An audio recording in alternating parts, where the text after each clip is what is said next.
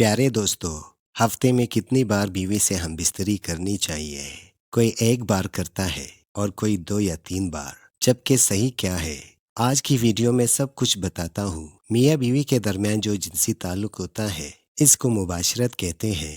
ये इतना ज़रूरी है जितना जिंदा इंसान के लिए खुराक। मर्द और औरत दोनों को इस चीज़ की तलब के साथ साथ ज़रूरत महसूस होती है, लेकिन हमारे यहाँ इस तरीके या मालूमात को सीखने में ज़्यादा लोग दिलचस्पी नहीं लेते।